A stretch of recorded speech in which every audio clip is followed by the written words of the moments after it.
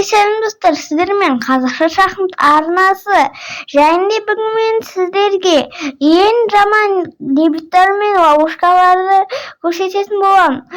Себебі ол ловушкалар мен дебюттарды сіздер қолданбауларыңыз үшін мен сіздерге барынша көмектескім келеді.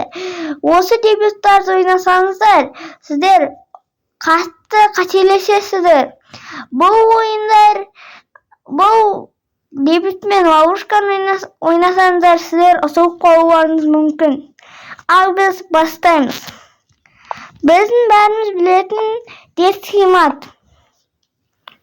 Детский матта осындай мат алуға болады. Бірақ егер де ол кішкене білетін болса, сізге қарсы ойнап жатқан адам, ол былай одан кейін просто защищаться етеді. И сіздердің ол скоро сіздердің ферзаны ғана патать етуі мүмкін. Это ловить етуі мүмкін.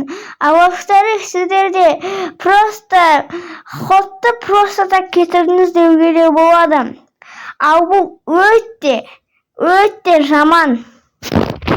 Детский маттың кесірінен сіздер қатты ұтылып қалуларыңыз мүмкін. Не советую играть осы ойынды, бұл өте жаман. Детский матқа кейбір C-долар, как максимум новичколар, ал кішкене білетін адамға істесең, бұдан сен ұтыласың. Тем более қазір ютуберлер көп шахмат туралы айтатын. Сол үшін бұны точно сіздерге қолдануды не советую. Бұны ойнаған адамдар ұтылады автоматически деуге болады. Осы позиция пайда, осы болды. Сіздер ұтылдың деп шешіңіздер. Енді келесі ақмақ маты. Резко, очень резко. Осы кезде бұлай мас қоюға болады. Бірақ айтайын, бұлай ешкім жүрмейді. Мынандай ходтар бар қаларардың. Французский защита. Или просто обычный ход. Или даже бұлай көбірек, чем ақмақ маты. Так что опять не советую это. Егер де осындай ловушканы бір жерге дайындап барсаңыздар, сіздер ешқай партияда ұтпайсыздар деген ойдамын. Себебі бұл ақмақ матты ешкім ойнамайды қазіргі кезде. Еще бессмысленно, даже битіп жүру мүмкін, ол слонға жол ашып, бірақ та одан кейін битіп неге мат алатын көреді ғой олар. Олар көп ютубер осы детский мат пен ақмақ матын бірге түсіреді.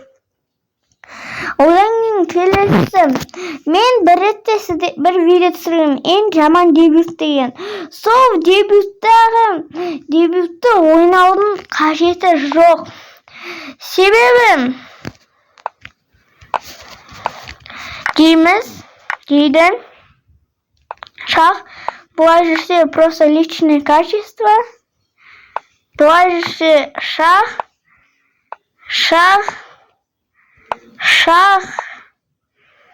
одан кейін еще шах, или даже центр жауы үшін былай да жүрсек болады. Абсолютно.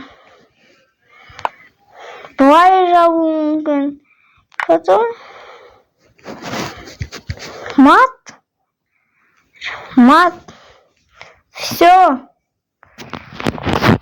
Бұл қараларға бір адам осындай дебютті ойнаған қараларға.